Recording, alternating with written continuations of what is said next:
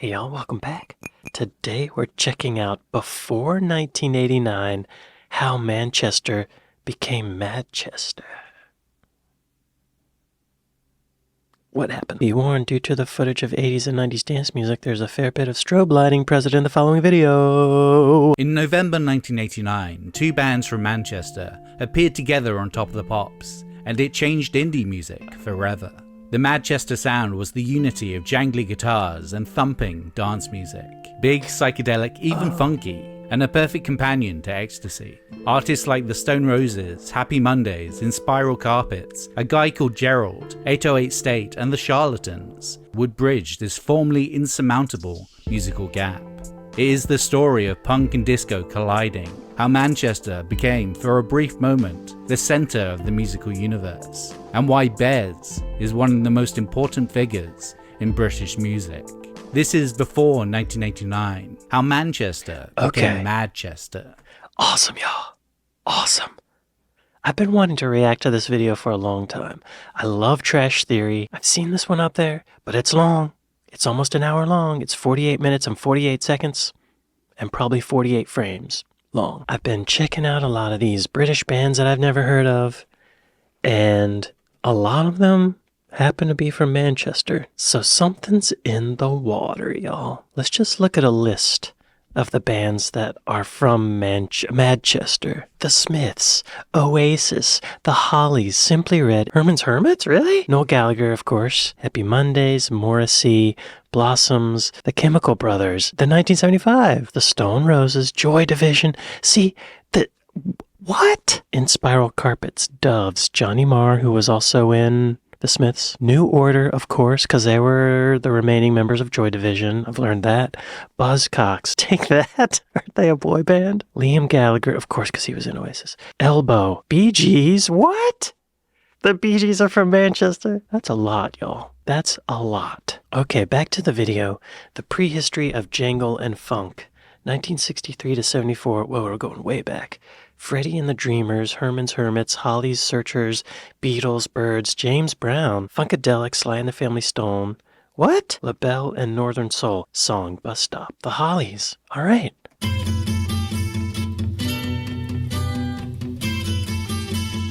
Since the early 60s, Manchester has produced their own brand of rock and roll. Located inland east of Liverpool, theirs was a sprightly take on the Merseybeat sound. Whether in Freddie and the Dreamers, I'll be staying for many a day. I'm in love with you now.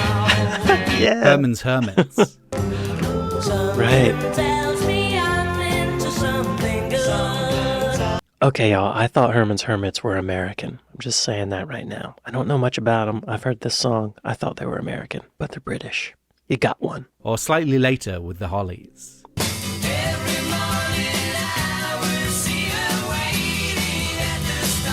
But aside from the Stone... I like that. Why have I not heard that? I want to hear that again.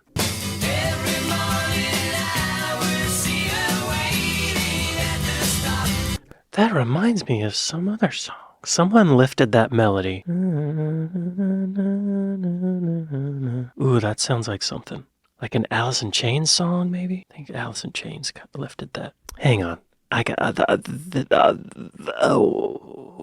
hang on. Jar of Flies, I feel like it was. Okay, I'm not going to waste time looking for it, but I feel like that melody has made its rounds.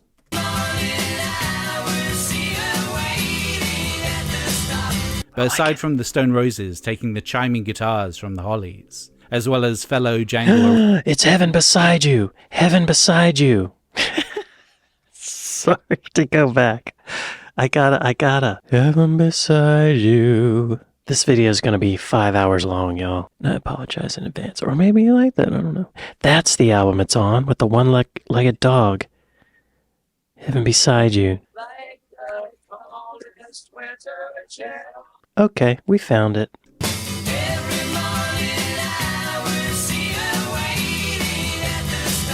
But aside from the Stone Roses taking the chiming guitars from the Hollies, as well as fellow Jangle originators, the Searchers,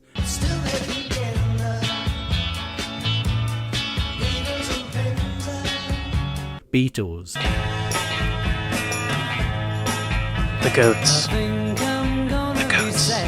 and the Byrds. American band. These bands had little impact on the later MADchester scene. A lot of elemental influences of what would become the scene's sound would come from the US. Sure, Elizabeth My Dear is a barely disguised rejig of Simon Garfunkel's Scarborough Fair. Are you going to Scarborough Fair?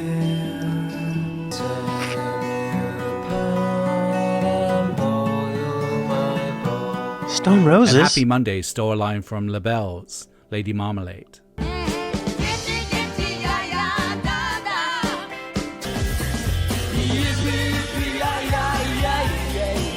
But early 70s black funk was the groove-laden backbone of the MADchester sound. Really? Whether that be James Brown's funky drummer beat,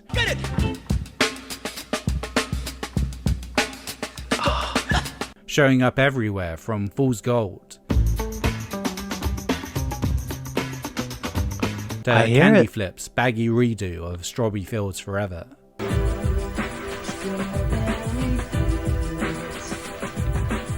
Or the raucous guitar play from Funkadelic.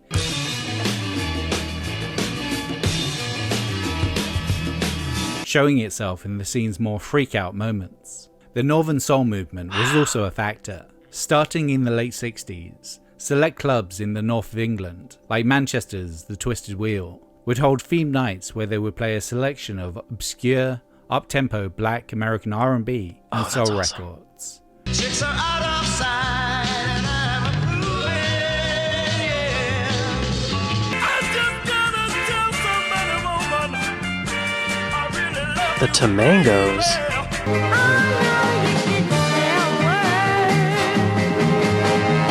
Running until the early hours of the morning to give themselves enough energy to dance non-stop. Regulars would often consume uppers, like Dexedrine, growing in popularity. Y'all, Dexy's Midnight Runners is named after that stuff.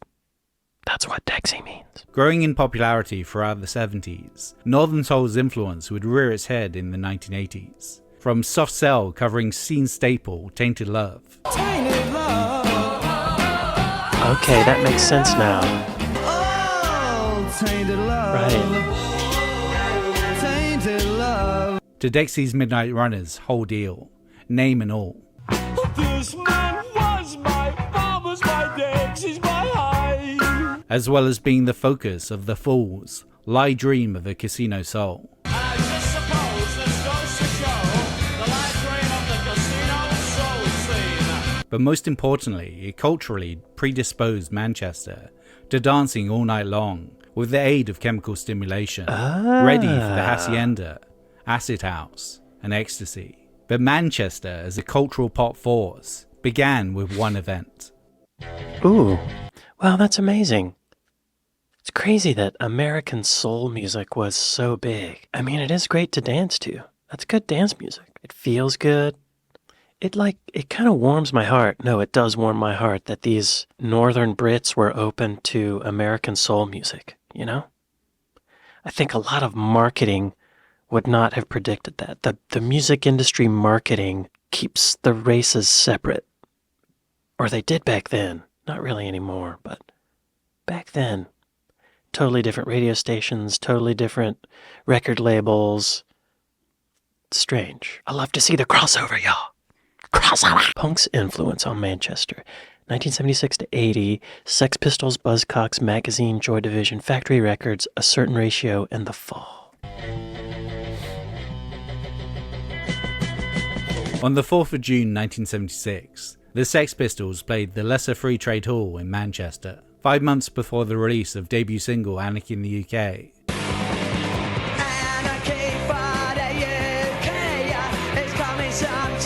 Only 40 were there to witness the first mercurial rumblings of UK 40 punk. people. But many of the key players in the late 70s and 80s Manchester music scene were at this show, and energized by the Pistols' ramshackle energy, formed their own groups. The Pistols showed that you didn't necessarily need to know how to play your instruments to get up on stage. When the band returned 2 months later, due to the ensuing buzz, they were greeted by a sellout crowd. Pete Shelley and Howard Devoto, who had booked the original show, were early converts to the Sex Pistols. travelling to London to see them in February 1976. My life changed the moment I saw the Sex Pistols. Wow. I immediately got caught up in trying to make things happen. Suddenly there was a direction, something I passionately wanted to be involved in.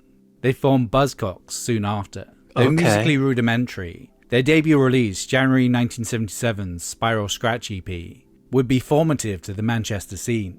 Unable to find a record label to pay for their recording and distribution, they released it themselves on their own independent label, New Hormones, Good work, demonstrating to other Manchester bands that you can do it yourself. Yes. With Devoto on vocals, Y'all, record labels are just banks. to other Manchester bands that you can do it yourself. With Devoto on vocals, Boredom showed the restless energy of late 70s Manchester.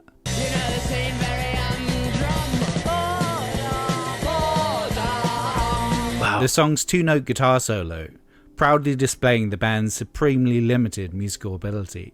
You know what's crazy? I just yesterday reacted to a video about the mod subculture in Britain.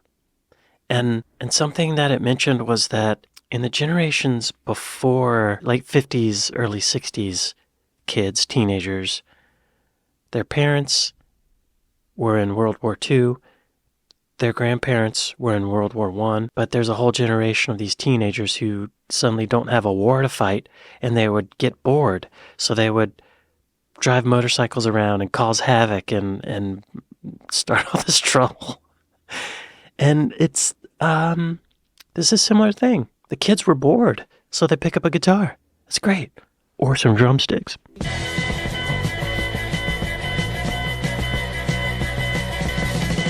Would later be referenced by Orange Juice in Rip It Up.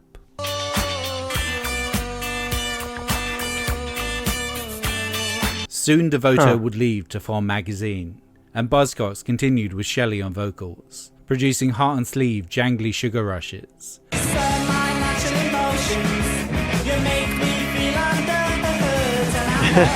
That would not only inspire the majority of pop punk, but also would, with their perennial lovelessness and gender-neutral ambiguity, preempt the Smiths. Also present at the Manchester Sex Pistols show were Peter Hook and Bernard Sumner, then of Stiff Kittens, later renamed Warsaw, and then finally Joy Division.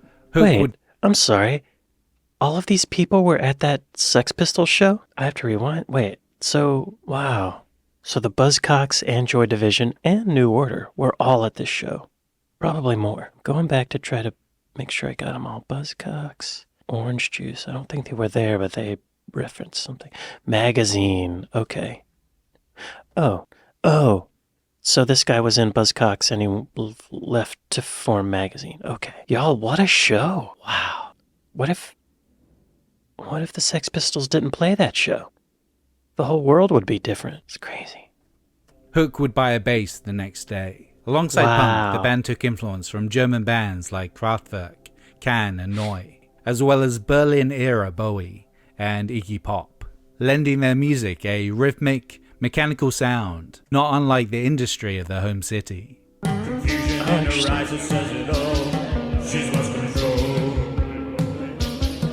As such, although soaked in dread, their music was supremely danceable. On their 1979 single, Transmission, Ian Curtis demands it of you.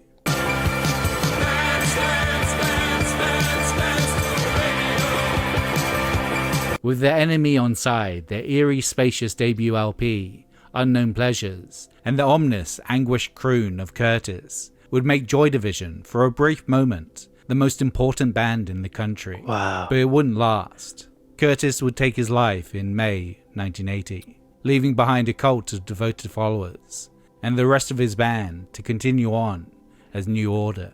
Joy Division and New Order were signed to Tony Wilson's Factory Records, a Manchester-based independent, their sound moulded by oddball in-house producer Martin Hannett, both of whom were at the lesser-free Trade Hall shows. Wow. Another early signing for Factory was the gothic funk of A Certain Ratio. Their October 1980 single Flight edged closer to the MADchester sound.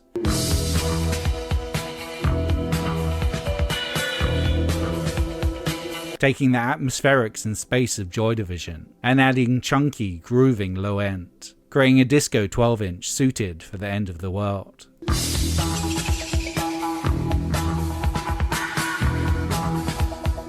The last important post-punk group to come out in the immediate aftermath of the Pistol shows was The Fall, led by Marky Smith, with an ever-rotating lineup backing him up.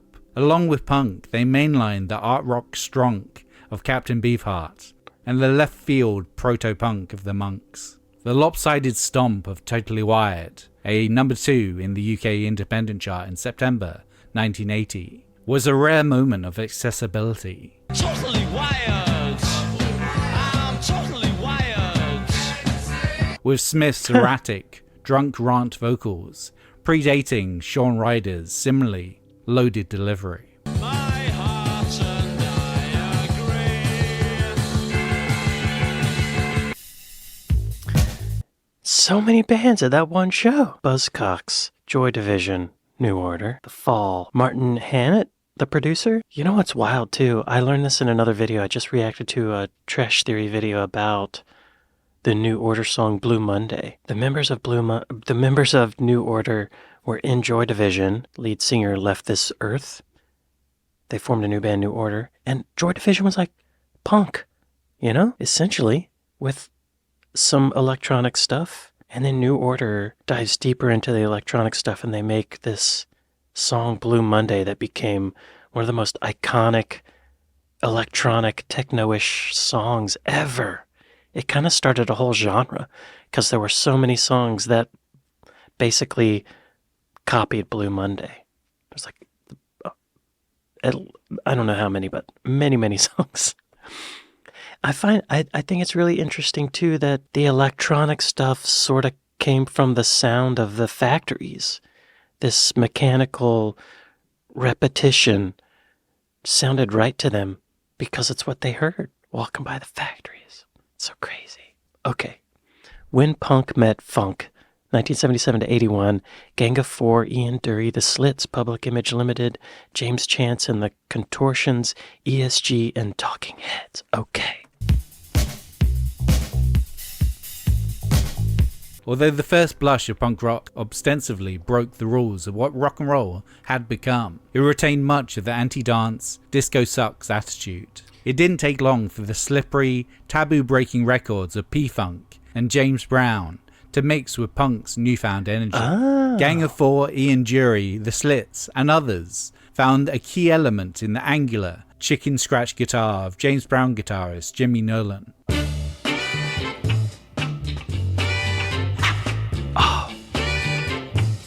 And John Lydon's new band, Public Image Limited, gave Swan Lake a stripped-down funk beat.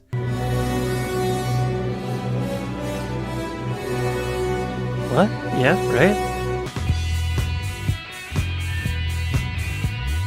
And called it significantly Deaf Disco.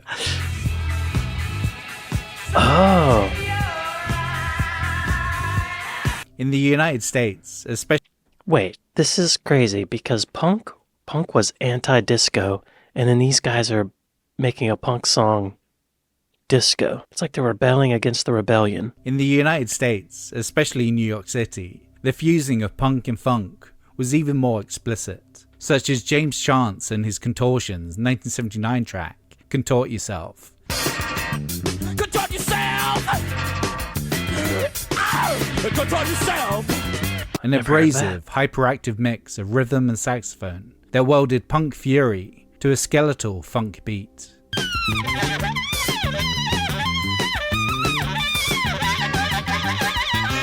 ESG split the difference. Not for a me, US but funky okay. post-punk trio of black sisters who would record with Martin Hannett and play shows at the Hacienda.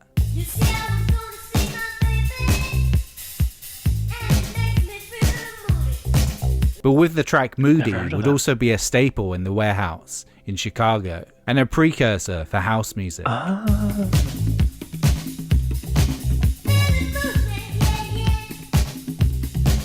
But few artists blended rock and dance music as successfully as Talking Heads.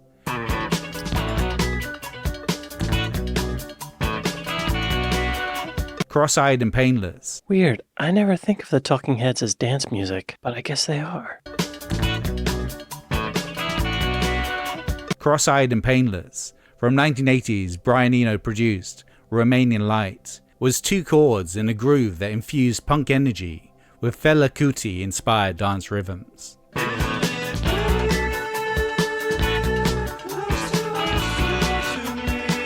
The track established the psychedelic capabilities of dance music, capabilities that nourished and defined the musical core of what MADchester would become. Wow. Wow. It's starting to make sense. The dance part of it is surprising. I didn't expect Talking Heads to come into this equation, but it totally makes sense. Orange Juice and Postcard Records, February 1983. Rip it up. After Funky Town, it was widely assumed that disco was dead, but it simply evolved. The Chicago club scene took its danceable bass lines and beats and started forming house music, while British pop groups like Duran Duran and Spandau Ballet would take the restless bass and staccato guitars of Chic. Nigel, what's his name? And score hits with their post-disco Girls on Film. Oh, okay. And chart number 1, I Don't Need This Pressure On.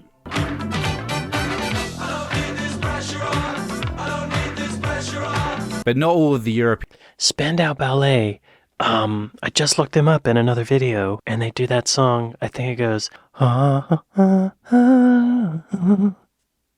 that song? But not all of the European artists that fed into MADchester's DNA were polished megastars. Proto-indie favourites, Orange Juice, surprised everyone, including themselves, when they besieged the top 10 with Rip It Up in March 1983.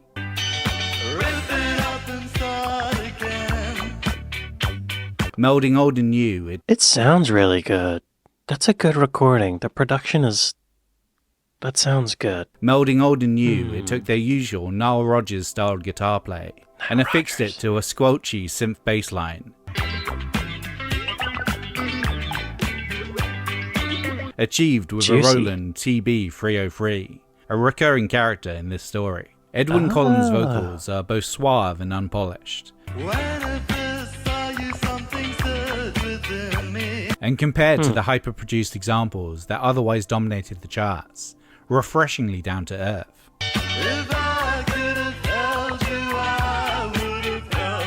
Rip It Up. I hear Ian Curtis and Morrissey in there, you know? Similar vocal style. Rip It Up proved that one needn't be larger-than-life media figures to get people to dance. Collins attributed Rip It Up's success to regaining something of the old postcardian positivism. Postcard Records, a tiny independent label that was started in Glasgow by one Alan Horn, sought to release catchy, joyfully amateurish singles by local boys Orange Juice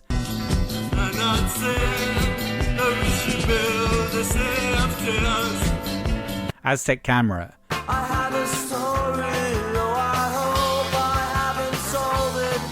and Joseph K. It's kinda funny. Postcard lasted little more than a year, closing up shortly after Orange Juice signed to Polydor Records. As with so many micro-labels of the era, Postcard's influence vastly outstrips its sales, especially on the indie pop C86 movement. Wow. There was such a rebellion against dance music, and then Orange Juice was like, no, we're doing dance music. We want you to dance, and we're going to use this crazy, juicy sound and synth bass. Unapologetic dance music. Okay. New Order and the Hacienda, March 1983. Blue Monday, here we go, Blue Monday. Oh, yep. MADchester wouldn't have existed without the Hacienda. Started in 1982 by Factory Records mastermind Tony Wilson and factory artist New Order, the club played an indispensable role in not just the careers of many of MADchester's biggest acts, but of the creation of the MADchester sound itself. But the club and the scene wouldn't have happened if it wasn't for one song.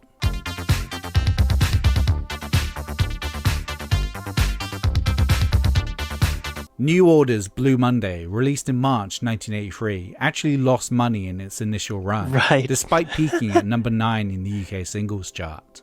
Yeah, so it lost money because they had this elaborate packaging.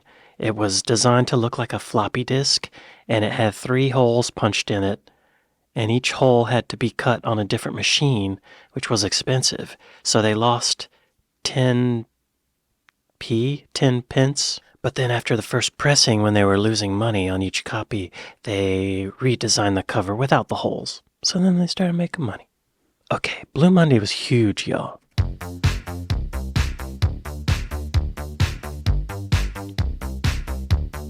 The problem was that chord progression right there is in so many songs after Blue Monday. So many songs. It was even in some songs before Blue Monday because they kind of lifted it from a guy named Sylvester, an American. But we're not going to talk about that. was not its popularity, but its artwork. The record came packaged in a die-cut sleeve, made to look like a floppy disk. I ruined this It was part. so expensive to produce that, according to Tony Wilson, Factory lost 5p on every copy produced. But Blue Monday's impact on dance music, not just in Manchester, but the world, made New Order one of the decade's hottest acts. It was that rush of fame, or rather the money that came with it, that not only made the Hacienda possible, but it kept it afloat financially in the early years. Basically, New Order had started earning money at Factory, a lot of money. If they hadn't earned that money, they would not have had the freedom to do anything. And that's where the Hacienda came about. The track's influence went far beyond mere finance. It may have peaked at number 9 on the charts, but it sold steadily, eventually becoming the biggest selling 12-inch of all time, with all of the mainstream influence that implies. You've heard it. Blue heard Monday fused synth-pop, post-punk, and club-centric dance music in a way that allowed post-punk artists to lay a credible claim to the dance floors of the world. It provided a virtual blueprint for every other dance-oriented pop act of the last 40 years. And it provided MADchester with not just the precedent for its baggy beats and broad pop hooks, but with a club it could call home. Even the term MADchester was coined by Hacienda factory head Tony Wilson. Oh, clever. Yeah, in the other video, they said they lost 10p on each copy. This says 5p. I'm going to go with 10. It's a better story. Print the legend, not the truth, right?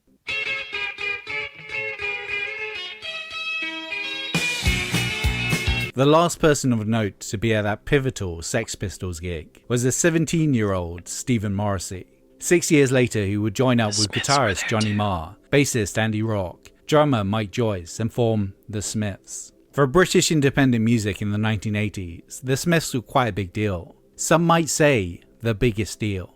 Signed to Rough Trade, the band would earn, an unheard of for an indie band, 15 top 40 singles in 4 years, Whoa. starting with October 1983's peppy, ambiguously phrased, This Charming Man. Wait, 15 top 40 singles in 4 years. That's like one every financial quarter almost.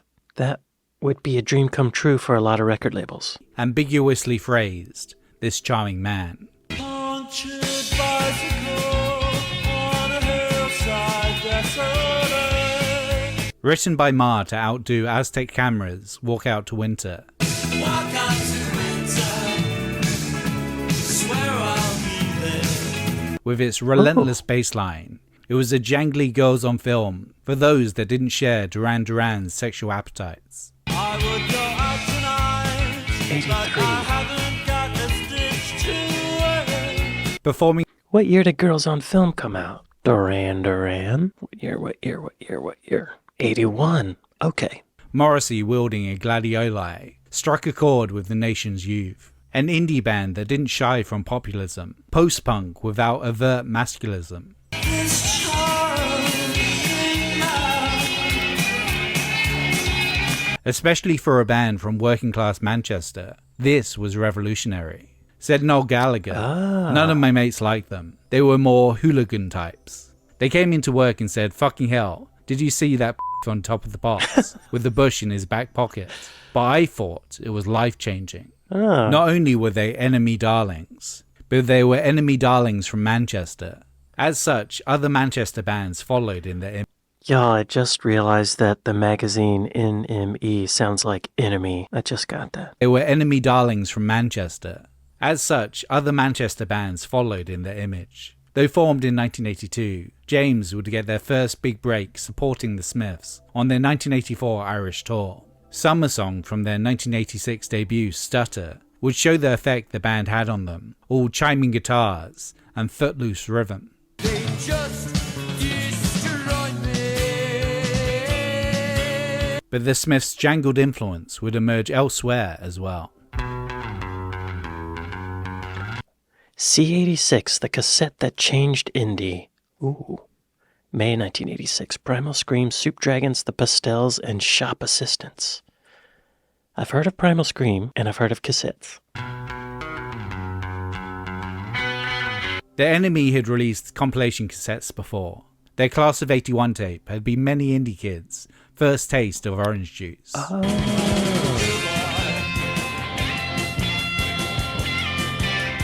But none had the impact of C86. That's some, experimental guitar keys.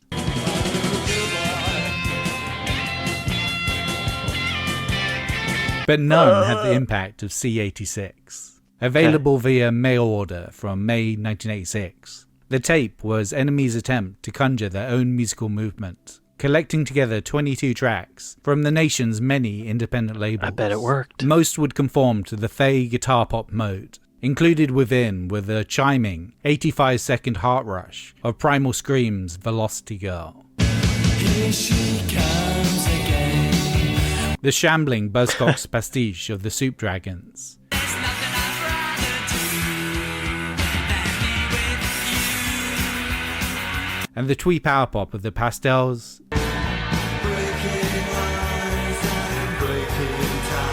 Ooh, I like that Shop chord Assistants. progression. There's no chance of happiness, it's up to you. That's different. 10 years after Anarchy in the UK and Spiral Scratch, it was the DIY spark of punk for a new generation. This was the time of Dire Straits and the launch of the CD, and everything being pristine and perfect. But with Yeah. C86, you just had to pick up a guitar and make music imbued with enthusiasm. The cassette also codified the idea of indie music in Britain. Before, it referred to the breadth of independently released music from non-major labels. After C86, indie music was shorthand for jangly, lo-fi power pop that sounded not unlike this charming man. The C86 sound, that was indie. Primal Scream and Soup Dragons would move on from that sound, becoming baggier in time for the 90s. Baggy. At least one Manchester band was paying attention to all of this. Released in May 1987, the Stone Roses' jangle pop second single, Sally Cinnamon, could have easily sat beside the Pastels and Primal Scream on the comp. Sally Cinnamon, you're my word. But with a more funk-indebted bassist, they could really be something special. Oh. Okay. Chicago House and Acid House. 1984 to 88. Frankie Knuckles, Jesse Saunders, Mr. Fingers, Adonis, Farley, Jackmaster Funk, Future, Steve Silk Hurley, Mars, S Express, and a guy called Gerald. I don't think I've heard of any of them. I've heard of Mars. House music had been bubbling under in the Chicago black gay club scene since the beginning of the 80s. DJs like Frankie Knuckles and Ron Hardy distilling disco records down to the most danceable elements. The up-tempo beats, the bass line, and the vocal hook. Primarily a club-based experience, the first commercially released house record wouldn't appear until 1984, with Jesse Saunders on and on.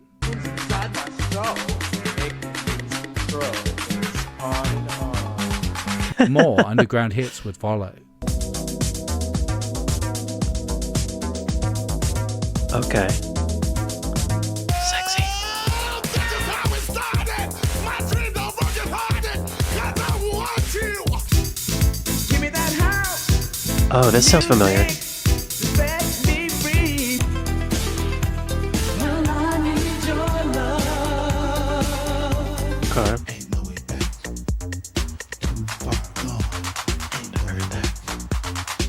In the same way C86 had inspired a generation of indie bands to pick up guitar, The low musical barrier for entry and the lowering cost of equipment attracted many to create house music. The squelching, gradually evolving bass line of Future's acid tracks came about due to their second-hand Roland TB-303 not having an instruction manual. That sounds great. That was all from that? DJ Pierre experimenting until it sounded right. Instead of trying to program it, I just started turning knobs. I was like, ugh. Cool. He was like, well, what you doing? I was like, I'll turn these knobs. He said, keep doing that. I'm like, I'll turn the knobs. And we just sitting there for like 30, 40 minutes. I'm just turning knobs. And like, Yeah. I like that. I like that. Good.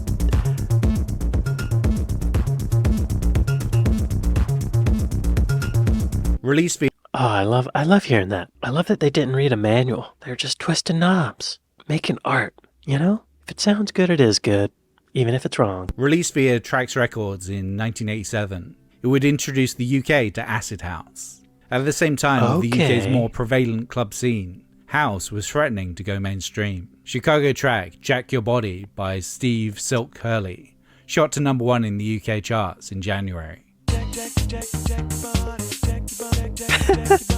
Yeah. And British producers wanted a piece, resulting in Pump Up the Volume by Mars in August 1987. Right. Mars was an uneasy collaboration between indie label 4AD artists, Colorbox and AR Kane, with a scene-stealing scratch and sample mix by DJs Chris CJ McIntosh and Dave Durrell. As such, Pump Up the Volume features a bevy of interpolations. The title hook coming from Eric B. and Rakim's I Know You Got Soul. As you hear it, pump up the volume, dance with the speaker till you hear it blow. In addition to the bar keys,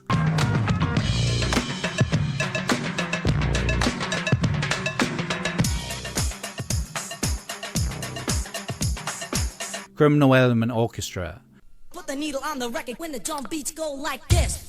Put the needle on the record, put the needle on the record, put the needle on the record when the drum beats go like this. Wow. Stock Aitken Waterman. That sounds familiar. Wow. The latter sample would get a couple of legal suits thrown at the track as it was climbing the charts by producer Pete Waterman, being quoted saying it amounts to wholesale theft. Yeah. Despite this, Pump Up the Volume would hit #1 in the UK in September, knocking Stock Aitken Waterman production Never Gonna Give You Up off the top spot. Wow. Just got rickrolled, y'all. There's a generation that grew up in the clubs, probably because of the death of the live music market. Pump Up the Volume reflects that generation. Okay. Oh, that was in 87. The success of Pump Up the Volume would spawn more UK independent house acts, aiming for pop hits, including Theme from S Express. Right. I heard this in another video. I've never heard it before that. And Beat This.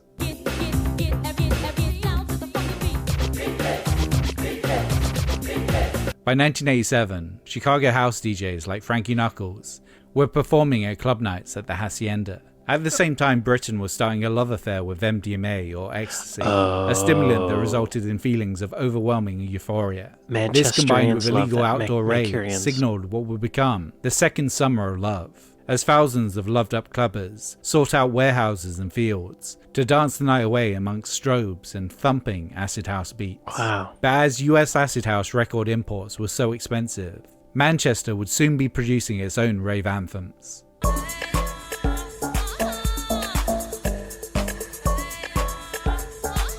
Using a TB-303 and a TR-808 drum machine, Mancunian b-boy and formative member of 808 State, Gerald Simpson would put out the squelching, tweaking Voodoo Ray under the name A Guy Called Gerald in 1988.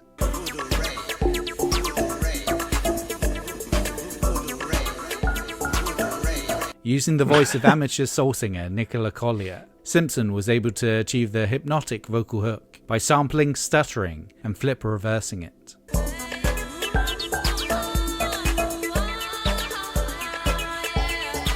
Additionally, he sourced its repeated tribal chant and title from a Peter Cook and Dudley Moore album. I always wanted to use this Derek and Clive skit, Bo Dudley, but there wasn't much memory in the sampler, so when Peter Cook said voodoo rage, in her sort of voodoo rage, it came out as Voodoo Ray. Oh, wow. There wasn't enough memory in the sampler to get the G in there. That's hilarious.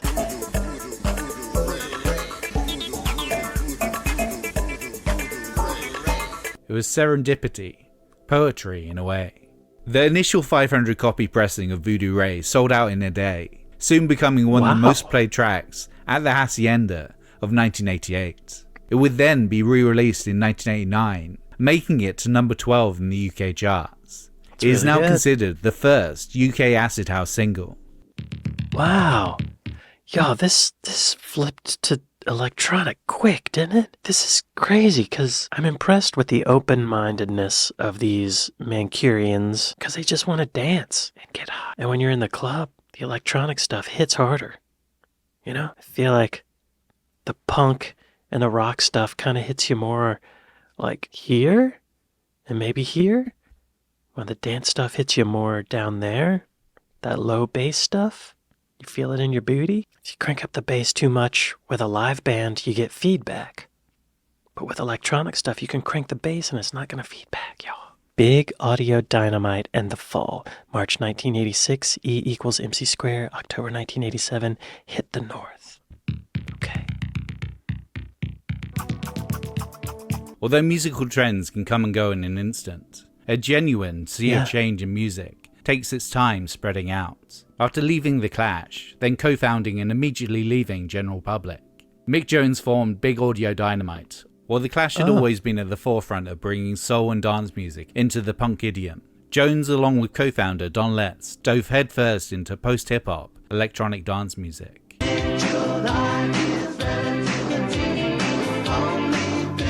Their second single, 1980. Wait, hang on. He was in The Clash? After leaving The Clash, then co-founding and immediately leaving General Public. Okay. This is totally random, but this video gives me, what is it, the Proclaimers, the 5,000 Miles song? And I would walk 500 miles. Their second single, 1986's E equals MC squared, was written as a tribute to the films of director Nicholas Roeg, and featured a liberal helping of samples from Roeg's film performance.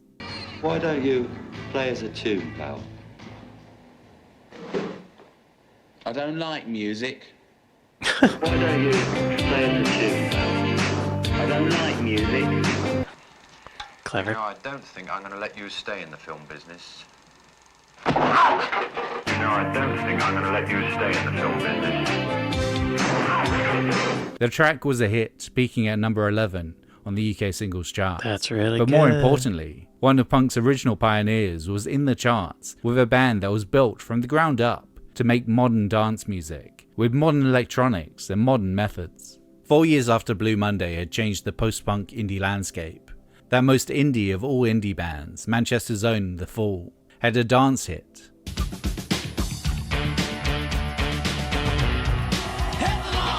Hit the North was a danceable groove built on two Gentle Giant samples, and Fall leader Marky Smith's stream of consciousness lyrics about hitting the North.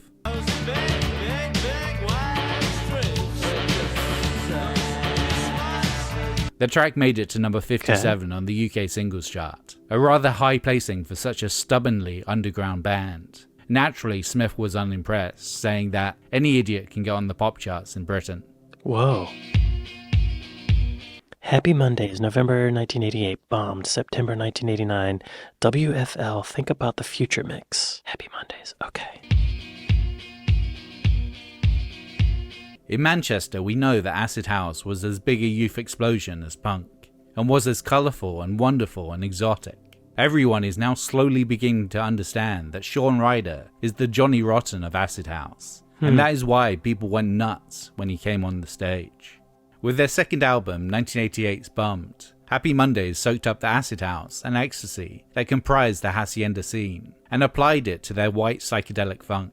Most glaringly, lead single Wrote for Luck was written by Paul Ryder, failing to recreate the sequence bass lines of Chicago House on his bass guitar.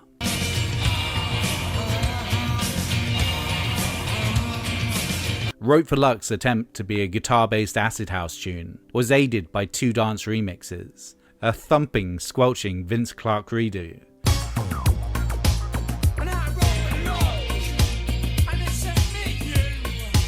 and a Balearic beat version by superstar DJ Paul Oakenfold. I've heard of him.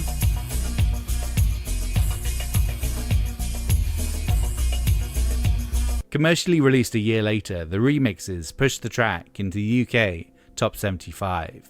Getting dance remixes would continue to be a trend within the MADchester and baggy scenes. And the Mondays would get... He said baggy a couple times. What does he mean by baggy?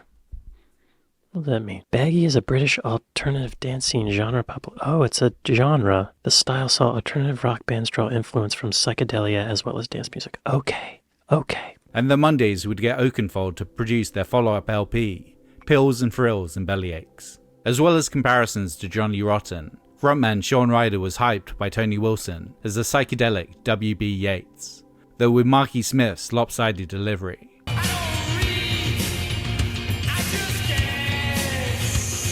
Ryder formed spaced-out nursery rhymes, with melodies half-dreamt and half-stolen from Motown and the Beatles.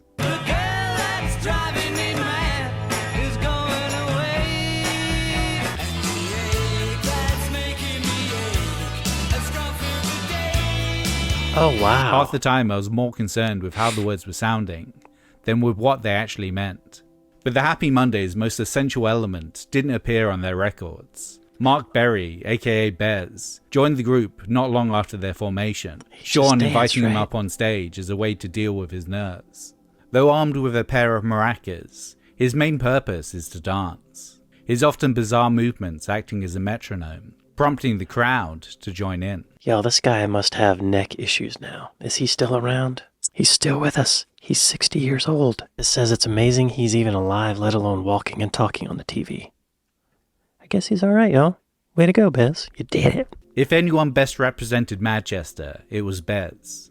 If C86 was an indie call to arms, that all you needed was a guitar, Bez showed that you didn't even need a guitar to be part of this. Yeah, just an E and a desire to dance. The fact that the band were willing to sell you that E only added to the band's overall importance to the scene. And to bring the whole thing full circle, New Order started to show signs of being influenced by the scene they helped bring into the world.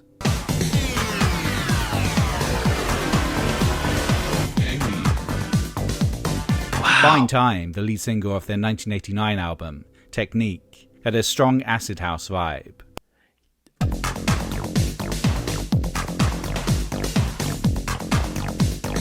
Perhaps... Y'all, New Order started like a punk band. That's so crazy. I'm impressed. I'm impressed by these rock bands being open to electronic stuff and dance music. It's like that didn't happen in America the same way. You know? It's just so different.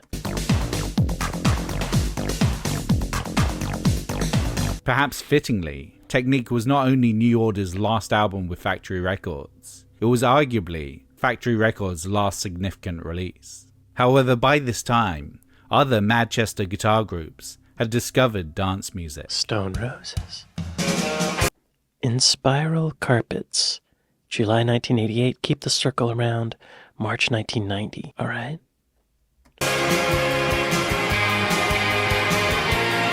Formed in the suburb of Oldham in October 1983, it would take 5 years for Inspiral Carpets to reach the national stage. Wow. The garage band blast of drums and organ that was their debut single, Keep the Circle Around,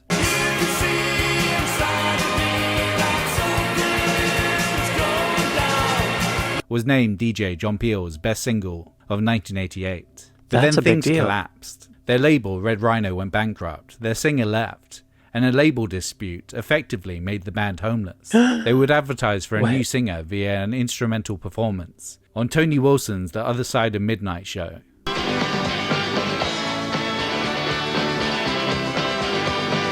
Ending up with Oxfordshire lad Tom Hingley. The Inspirals were in some ways better known by their t-shirt designs than their music. Their iconic cow and cool as fuck tees far outselling any of their actual records, showing the cultural impact of the MADchester scene. Only 2 years after Keep the Circle Around, Inspiral Carpets were headlining Reading Festival, helped by era-defining singles like the 808 State-produced Joe.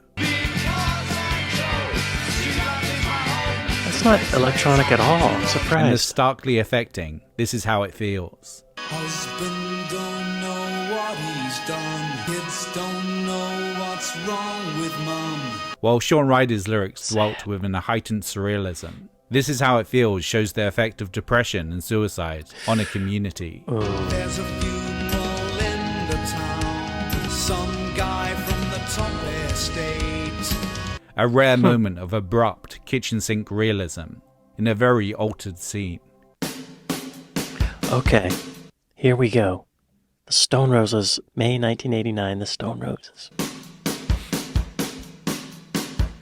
From the shoegazy opener, I Want to Be Adored, to freak out jam closer, I Am the Resurrection.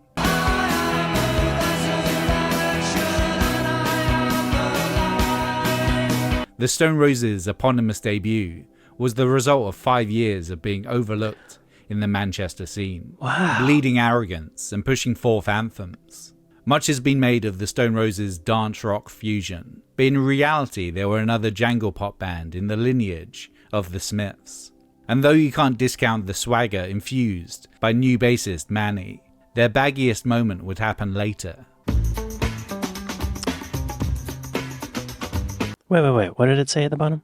For those that are confused, Fool's Gold wasn't originally on the Stone Roses. Okay. The Roses' sound pulled from the best of British, melodies from the Beatles, the grandiosity of Led Zeppelin, and the attitude and anti-monarchy sentiment of the Sex Pistols. Yeah.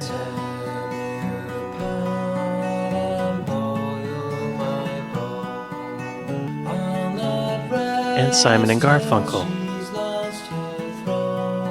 MADchester's political consciousness is often lost in the sea of ecstasy and acid, but the blissful Bye Bye Bad Man was inspired by the French student riots in May 1968.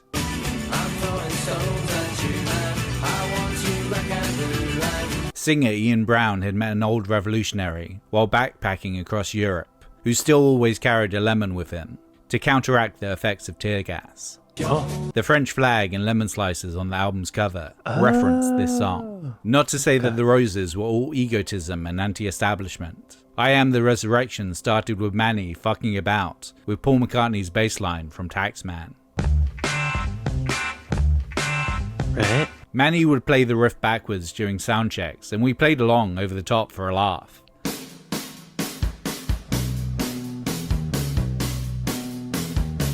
Finally we said, let's do this joke song properly and see what happens.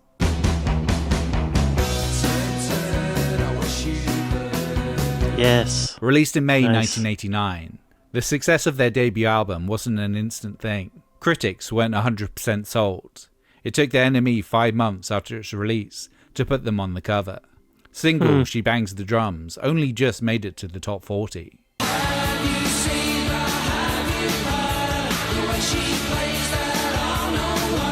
But by the end of 1989, the Roses had taken the throne for themselves. Not from Elizabeth, but from Morrissey, and set the template for Britpop. Yes. Yeah, because after them, it was the Oasis and Blur thing, right? And Radiohead. 808 State, November 1989, Pacific 707, December 1989, 90. Okay. Named after the Roland TR-808 drum machine, 808 State, alongside their former member, a guy called Gerald, were the first British acts to get their head around acid house. An aborted pill session resulted in the state's biggest track, Pacific in its many incarnations. Pacific State from mini-album Quadrastate, Pacific 202 present on album 90, but Pacific 707 would be the one that became the pop hit. With its birdsong ambience,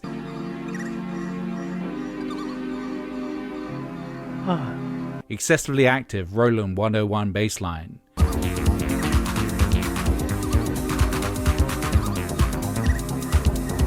and that 4-note saxophone hook.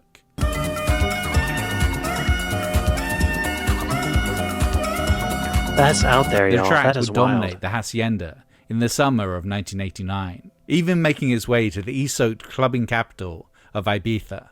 It was here that Radio 1 DJ Gary Davies heard it and put Pacific on daytime rotation. By December 1989, it would reach number 10 in the UK charts. That month, 808 State would release the album 90, the first acid house album to chart in the UK, proving that the genre was no mere fad and could work beyond a 12-inch into a more long-form context. Okay. Wow. I'm getting confused a little bit. There's so much going on. Primal Scream and Andrew Weatherall. September 1989. I'm losing more than I'll ever have. February. Y'all, I didn't even, I've never heard of 808 State. Is this skipping around a bit? I'm not sure. I'm a little confused. Ooh. 3 years on from Velocity Girl, Glasgow's Primal Scream had shifted things up. Their eponymous 1989 second album had taken influence from US garage rock like The Stooges and MC5. Okay, yeah. Though louder, faster and more distorted, critics contended that frontman Bobby Gillespie's voice was too brittle for full-blooded rock and roll.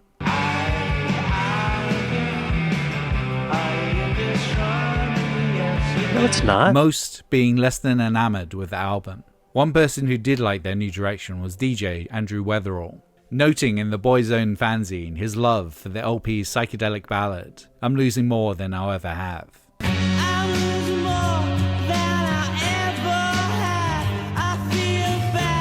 Alongside being a rock and roll band, Primal Scream were partaking in club culture, so a collision of the two was felt might be an interesting experiment. Here's that assigning collision. Weatherall the track to remix, his initial attempt proved too reverential to the original song, merely adding an alternate kick drum track.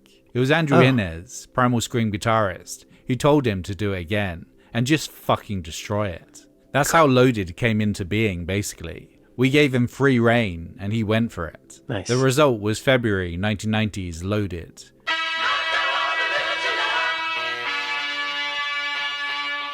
A 7-minute Never heard indie it. dance hybrid that had more in common with Sympathy for the Devil than the Scream's original track. Me damn sure the pilot washed his hands to seal his face. I think I've heard that. Weatherall using only a 7-second sample You can't be bought slow. You gotta with which to create something completely new.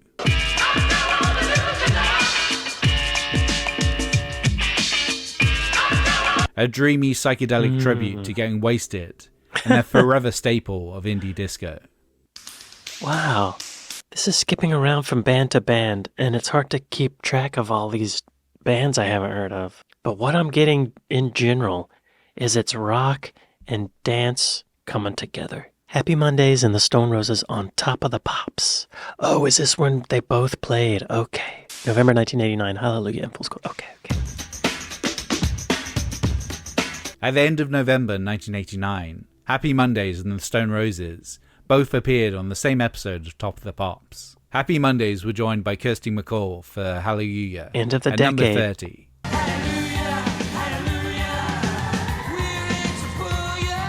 Stone Roses' Fool's Gold had entered the chart at number 13. Nice.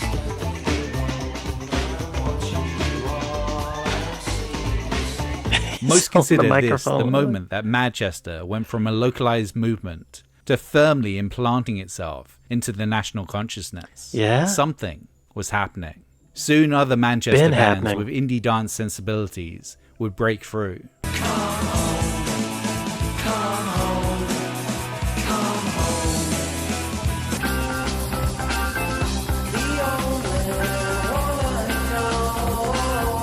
Sounds like the Stone Roses.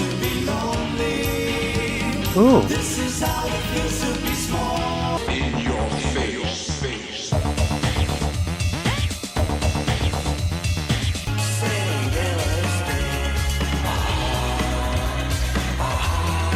Happy Mondays would momentarily blow up in the US, gaining a Billboard Mon Rock #1 in What? 1990 with Kinky Afro.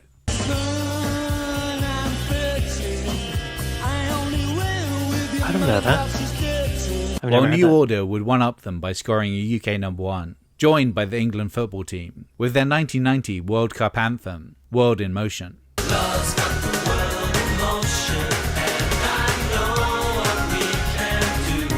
Baggy bands across the country would also join the indie acid house lovin'. The Farm, Flowered Up, Jesus Jones, EMF, the Soup Dragons, and the Mock Turtles. I've definitely heard of Jesus Jones and EMF. You're unbelievable. However, the MADchester moment would become short-lived, burning out quickly as its main bands faltered, and as US grunge began to rule the rock sphere. Oh, Happy Monday split in can't compete. 1993, and the Stone Roses disappeared, not returning until Britpop had taken over in 1994. Yeah, there was a whole, the band was still around, I think, but the success that they had kind of threw them off, and it took them a long time to make their next album. So they kind of missed the wave. Stone Roses is what I'm talking about, Stone Roses. Not returning until Britpop had taken over in 1994. Factory Records went bankrupt in 92, while the Hacienda closed after years of spiraling debt in 97. This 24-hour partying just wasn't sustainable. But their combined impact on indie music is sizable. Factory Records went bankrupt in 92, while the Hacienda closed after years of spiraling debt in 97. This 24-hour partying just wasn't sustainable. But their combined impact on indie music is sizable. Two of the biggest bands of the 80s would give the baggy sound a go. U2 with Mysterious Ways. Oh. And The Cure with Never Enough.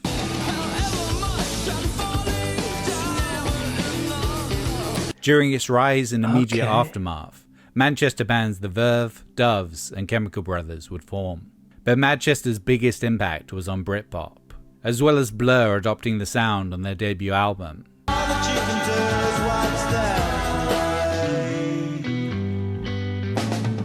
One Noel Gallagher would get his first taste of the rock and roll lifestyle, roadieing for Inspiral Carpets. In terms of record sales, Oasis with the band Happy Mondays and the Stone Roses Wish They Could Have Been.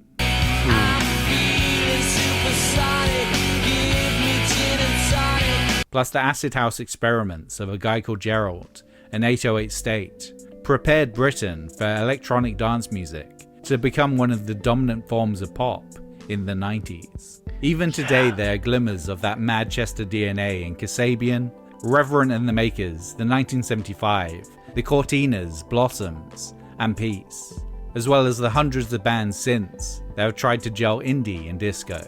And it all started with Ian Curtis demanding that we dance to the radio. Thanks for watching. So what Manchester tracks did I inevitably miss? Amazing. Let me know by commenting down below. To listen to all the songs featured, there's links to Apple Music and Spotify playlists on my Patreon. You don't have to contribute, it's just on there. I'd also like to thank whoever gifted me the Stone Roses debut from my Amazon wishlist. That's you nice. have my eternal gratitude. Nice. Also, I'd like to shout out this month's new top tier supporters over on Patreon, Bron Chatwood and Josh Nicholson. And I'll see you in 4 weeks' time for something new. Nice. Y'all be sure to go to Trash Theory and like and subscribe. This was crazy. I have noticed that British bands are more open to dance music, but I never really understood why, but now it makes sense, y'all. It goes all the way back to frickin' Joy Division, the Sex Pistols, but before that, back in the 60s, the Hollies and all that stuff. Yeah, it's the combination of indie rock and disco, punk and disco. The lineage is mind-blowing. That it's still there, even now. It's because people wanted to dance all night long. Wow. This is eye-opening. I feel like I need to watch this again. There's so many bands, so many groups, so many songs, so many influences. You know, as a Beatles fan, I've always thought Liverpool is the music mecca of Britain. But it might be Manchester. Really. There's so much going on there. I'm sad the Hacienda closed down. I I was hoping it was still going to be open. Oh, yes, okay. Now that I'm seeing this picture, I think I have heard of this show before and this venue before. And it may have been in Stone Rose's video that I reacted to. Show me on a map. Building's still there? Wait, is that the same building? It looks less round. Oh, it's an apartment building now. Okay, that's actually a good way to make money. Get that round. No wonder it's called MADchester. People go wild. They want to dance. I'm impressed. I love how they're all feeding into each other and they're influencing each other. The audiences must be so open-minded. They wanna rock out. They wanna be subversive. They wanna dance and rock out. See, in America, I feel like people who like rock music kind of think dance music is stupid, and people who like dance music think rock music is stupid. It rarely comes together, but in Britain it does, and people love it. And every once in a while, you get some that leaks over here to America and becomes a hit. Wild. Yeah, y'all be sure to go to Trash Theory and like and subscribe. And if you made it this far in the video, give me a like and subscribe. I'd like to thank my patrons. I'd like to thank my Buy Me Coffee people. Thank y'all for watching this with me. And I'll see you next time. Later.